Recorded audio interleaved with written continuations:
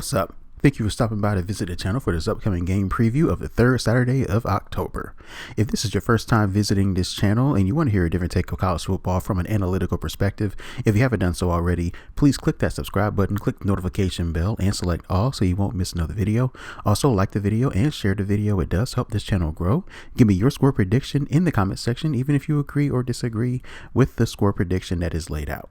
So, without further ado, let's go ahead and get started with how we do every other video with the tail of the tape of advanced metrics. While the posters don't view this as a top 10 matchup, the advanced analytics does. F+, the combined metrics of Brian Freemo's FEI rating and Bill Connolly's SP+ rating, has Bama ranked 5th while Tennessee's ranked 9th. Now you can also look at both of these advanced numbers relative to overall rating, FEI, offense and defensive rating. This is going to be a tightly contested battle, and as we can tell with the Vegas line, it's currently sitting at 2.5 in favor of Alabama. So anytime that you do see a single digit favorite that is close to a field goal, the advanced numbers basically are bearing this one out. So we'll see how this is going to go play out. Bama fans was not the least bit comfortable against South Carolina last week. Now granted, they did have a better performance against Vanderbilt previous week, but there were some things that Alabama did better at as opposed to what they did against Vanderbilt. They were able to get to the quarterback at a much better rate than they did against Vanderbilt. They was able to get an 11% sack rate against Sellers, which is a very dynamic runner, not really the passer that you're going to face off later on down the line, but I thought Bama did better in that aspect. They was able to get to the quarterback a lot better, forced a lower rushing success rate as well. So it looks like there was some things that Bama did well in. If anything, I thought the offense left a couple of points on the board. I didn't think they finished drives as better than what they're used to seeing. But for the most part, they was able to get the W. It was a lot closer than anticipated. But when you actually look at some of the advanced metrics against South Carolina, per my metrics, they were a top 5 defensive team in EPA and also the second rated defensive success rate team in the country also.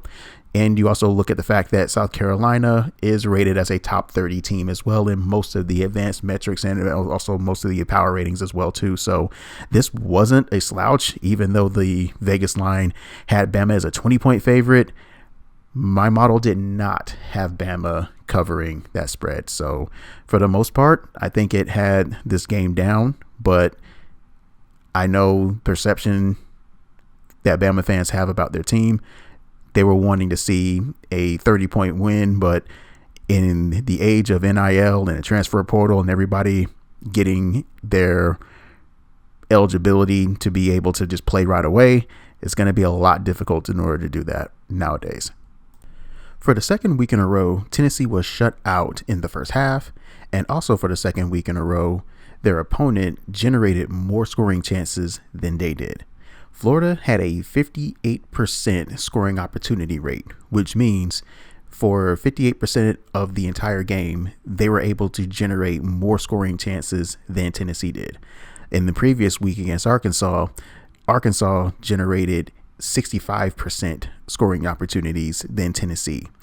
This has been a recurring theme for them, and I don't know if it's the uptick in competition that Tennessee is currently seeing right now, but for the second week in a row, you cannot have your opponent just live in your territory and just start to generate opportunity to score, because the competition is going to get stronger as the season wears on, and you're going up against an Alabama team that is one of the best teams in the country in generating scoring chances, and they're also one of the top teams in the country in also finishing those scoring chances as well. You can only live with shutting down your opponent to less than a field goal when they're in scoring range, like you did against Florida with 2.43 points per opportunity. But the defense can only hold up so long throughout the season. And as it stands right now, they're also down their signal caller at middle linebacker as well for the season. So this is definitely going to be one of those items for Tennessee to actually look at. I don't think they can actually live this way for the next couple of weeks as well too, because that is going to eventually bite you if you're continuously letting teams just drive down the field. Now, you can only play bend and break so long, but the defense is strong. I can't lie about that. But at the end of the day, you have to be able to generate more scoring chances than the other team in order to make your lives a lot easier.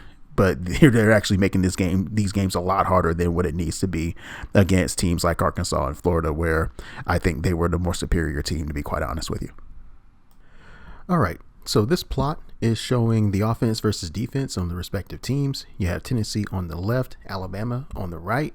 So we're going to start off with the Tennessee offense versus the Alabama defense. And as you can instantly see, the first thing that jumps out on the page here is the run pass split for Tennessee. 62-38 run pass ratio. There is a big misconception if you don't watch Tennessee at all. If you're just watching the highlights or if you're just looking at the box score, you're thinking that Tennessee likes to throw the ball all over the place. With Josh Heupel's offense, since he has been at Tennessee, that has never really been the case. They like to run first to set up the pass. It is basically how he has operated ever since he was at UCF. They have a lot of wide splits, so they want to try to get you guys into a position where you have to bring more guys into the box based on the wide split. And when you have that wide split, once you put more guys into the box, you have one-on-one over the top. So it makes the offense a lot easier to set up the running game and also count how many people is in the box as well. So as we're looking at this, Bama, their defense, 50.3% pass to run ratio. So their defense is seeing a little bit more of a balanced attack, so to speak. So teams are trying to catch Bama on their heels, trying to be a little bit more balanced when they're being on defense as well. So if you're Tennessee, another thing that you're going to look at is the passing game. They're going to have to get better at it. Nico Iamaleava, he has to actually get better at throwing the football down the field a little bit as well. Against Bama, he's going to see a little bit more of those options downfield, considering the way Bama plays in their pass defense. Also, another thing that you're going to look at too is the late down EPA offense for Tennessee. Tennessee is 33rd in the country. Bama has dropped to 62nd on late down defense. And if you're a Bama fan, you have noticed this time and time again. Teams are just converting on third and fourth down, especially since the Georgia game where Georgia had to convert a ton of fourth downs just to stay within the game.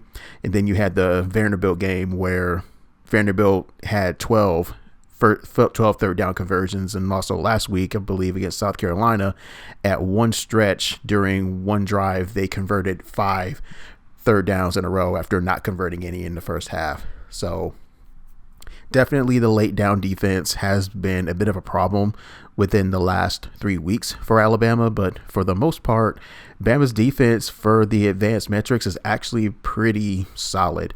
Not necessarily crazy elite or super elite by any chance, but they're actually really solid. 13th in adjusted defense success rate, 21st in adjusted defense EPA, rush defense per game, 23rd in the country. Against Tennessee's rush offense, that looks to be a bit of a push considering the rank between the two teams is below 10 spots between them. And what we're also seeing here is basically going to be a battle between Tennessee's offensive line versus Bama's defensive line. Bama 37th in defensive line yards, Tennessee 40th in offensive line yards. So the running game battle is going to be something that I think you should look at in this game, the game within the game, so to speak. So if Tennessee is able to run the ball effectively, then they may not have to use Nico to throw the football down the field as often, or they can kind of play off of that as well too, since Bama's pass defense has slipped a little bit.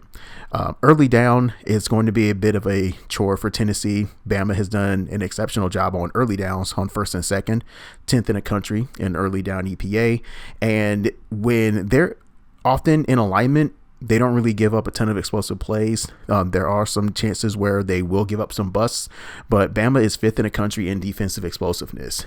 Tennessee is 56th in offensive explosiveness when you also adjust for opponent as well. So these stats are opponent adjusted as well. So they do take into account the games that they have had earlier in the year. Bama with Western Kentucky, Tennessee with Kent State. There are no FCS teams on these stats as well too. So basically, I think for Tennessee's offense, the running game to see if they can actually generate a push against Bama's front. Bama's rush defense is actually pretty solid here. So it's actually one of the things that I would like to look at as well too if you're going to watch this game. For Bama's offense versus Tennessee's defense, to go ahead and start this off, Tennessee's defense is super elite. They take a lot of chances when they're playing run defense. They do a lot of run blitzes, a lot of exotic looks. And as you can tell, rush defense, 1st in the country. They have the best stuff rate in the country as well. Basically, with stuff rate, when you are stopping runs at or behind the line of scrimmage, so a 0-yard gain or less than that, Tennessee, 32% in defensive stuff rate. So running the ball on Tennessee is going to be a bit of a challenge if you're Alabama. Bama run pass split 55 to 50, basically 56 to 40, 44%. So this is definitely going to be tough sledding for Alabama to get their running game going. I know they have been trying to get the running game going throughout the year. When they do run it, they do have some success, but the offensive line is not generating enough of a push, in my opinion. Offensive line stuff rate for Alabama, they're 93rd in the country at that range. So it looks like the Tennessee defensive line versus the Alabama offensive line, it looks to be advantage Tennessee in this particular case here. And also when Tennessee is on defense, it looks like this is going to be a big advantage as well, considering that Tennessee is leading in 5 categories, while there are multiple pushes in this avenue between Alabama and Tennessee, both offense and defense. But another item to look at, Tennessee in their defensive scoring rate versus Alabama's offensive scoring rate. Alabama 47th in offensive scoring rate, Tennessee 28th in defensive scoring rate. So they generally do not allow a ton of scoring opportunities, but they have had that issue over the last few weeks when I'm talking about Tennessee's defense. And Alabama, offensive points per opportunity, 5th in the country. Tennessee, 3rd in defensive points per opportunity as well. And as we saw in the last couple of weeks as well, Tennessee, they may give up a ton of scoring chances, but they're not giving up a lot of points as well. So Alabama, when they get down in scoring opportunities and they get their scoring rate, they are going to put points on the board. So if you're Tennessee here, you're going to have to stop Alabama from getting a touchdown, and whenever they get inside scoring territory, force them to field goals. But in this particular case here, this is going to be a bit of a challenge for Tennessee's defense as well, considering that they haven't faced an offense quite as powerful as Alabama is when they're actually clicking. But there are some times where Alabama does sputter on offense a bit as well too. So I don't want to say it's boom or bust, considering that their success rate, they're 14th in the country in success rate, 7th in EPA. So this is the highest rated EPA offense that Tennessee has faced this year.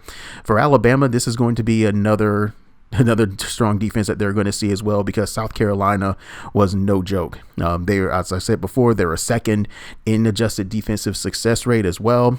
Tennessee is 26th. So this is somewhat of a step down when we're talking about defensive success rate for Alabama. But this is definitely going to be a really strong challenge for both teams as well. When we're talking about offensively and defensively, I think both defenses are going to steal the show.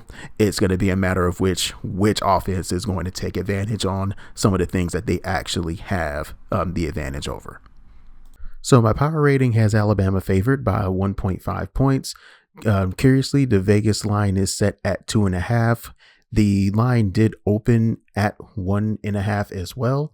So Bama has a 55% win probability in this particular game here.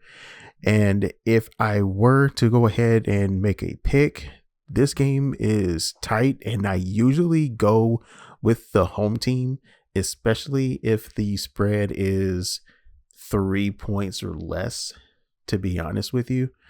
In a game like this, though, I think there's a lot of unknowns here.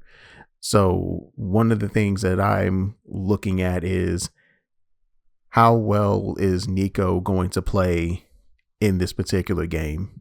I know they're running jokes so far with Bama's defense that is dropping a little bit since the Georgia game, that this could be somewhat of a get right game for the Tennessee offense.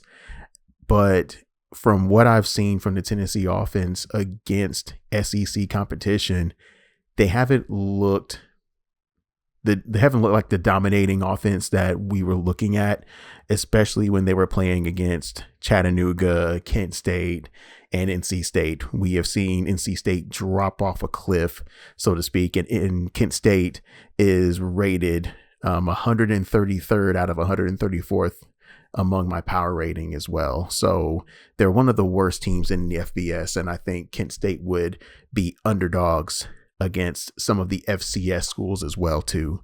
So when I'm looking at this game between Bama and Tennessee, I'm going to go ahead and maybe buck what I usually do when it comes to the home games. I would actually go with Alabama to win. As far as covering the 2.5, I'm looking at this game a little bit more tight between the two of them. So I would pick Alabama to win like the model says, and probably stick with the line here. I don't fully expect Bama to cover, considering that they have not covered the spread in the last couple of weeks as well. So with that being said, that is it for this particular game preview and prediction. Let me know what your thoughts are in the game in the comment section below. Give me your score prediction and tell me why your respective team is going to win. Hope you enjoyed the video. Please leave a like and also leave a comment as well. And make sure you also share the video as well too. Thank you again for watching the channel and have a great week.